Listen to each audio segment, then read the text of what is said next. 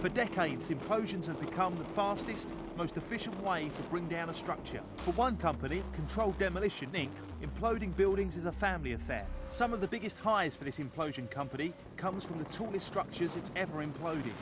But sometimes CDI carries out some of the most unusual requests, like blowing up the Kahuku wind turbine. The main challenge there was the limited amount of explosives that we had. They're used commercially in every state. Hawaii, it's very limited. With few explosives and a tight time frame, workers had to get creative. We create a notch, almost like you would cut down a tree. When you remove that notch with the explosives, the natural weight of the structure is going to fall into that notch. Fire! The wind turbine came crashing down, and the blade was able to be salvaged for another wind farm. Toppling towers is one thing. Bringing down bridges is entirely different. This bridge in Yorktown, Virginia spanned the York River, and at one time it was the largest double-swing span bridge in the United States. The Coleman Bridge was actually a really unique project tip to tail. It was an absolute engineering feat.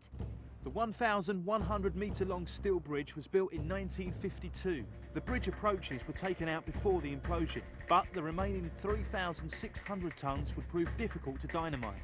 They came up with a plan to cut the old bridge into 275-tonne sections. They used 70 kilograms of explosives, enough to demolish an 8-storey building. The steel span would then drop right into the river.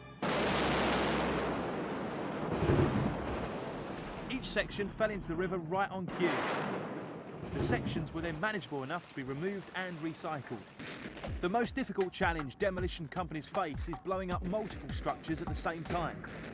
But in 1998, a world record was shattered when 17 structures were imploded at once. It happened at the Villa Pan Americanas on the island of Puerto Rico. The most challenging thing about the Villa Pan Americanas site was it was huge, and trying to secure a site of that magnitude was difficult. We were working in all 17 buildings at any given time. It was a very phased operation, you know, workers going ahead of me drilling holes, us coming behind them and loading these holes, and a whole other team coming behind and wiring it. Everything was done in phases. The plan was to delay each detonation by a few seconds so the buildings would fall like dominoes. On August the 16th, 1998, it was time to break the world record. Fire. It was just absolutely amazing to watch 17 structures of that size moving at once. Bringing down buildings and breaking world records, the future of demolition is wide open. And in the end, the grace and drama of each kind of demolition will always be a sight to behold.